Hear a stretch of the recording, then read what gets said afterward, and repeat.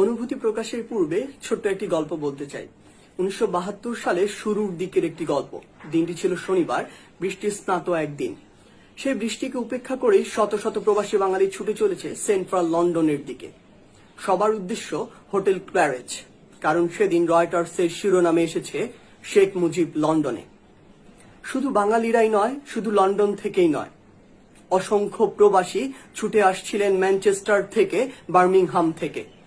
সেই সকালবেলা ছুটে এসেছিলেন তৎকালীন ব্রিটিশ প্রধান বিরোধী দলীয় নেতা হ্যারল্ড উইলসন।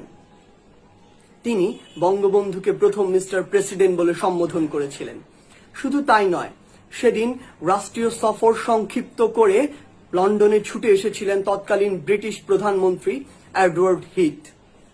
বিকেল 5টায় 10 নম্বর ডাউনিং স্ট্রিটে বঙ্গবন্ধুকে সম্মান জানাতে বঙ্গবন্ধুর সাথে বৈঠকে বসেছিলেন।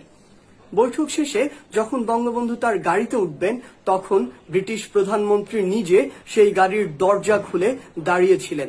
যতক্ষণ না বঙ্গবন্ধু গাড়িতে উঠছিলেন ততক্ষণ পর্যন্ত। এই ঘটনার পর পুরো পৃথিবীতে শোরগোল পড়ে গিয়েছিল। পুরো পৃথিবীর মিডিয়া এক হয়ে যখন এডওয়ার্ড হিথকে জিজ্ঞাসা করেছিলেন তিনি সকল প্রথা রীতিনীতি ভেঙে এ কাজ কেন করলেন, তিনি উত্তরে বলেছিলেন, আমি জানি আমি কাকে সম্মান জানিয়েছি, আমি জানি কাকে কতটুকু সম্মান জানাতে হয়। তিনি কোনো সাধারণ মানুষ নন, তিনি একটি জাতিকে মুক্তিদাতা, এক মহান বীর। তাকে সম্মান জানাতে পেরে বরং আমরাই সম্মানিত।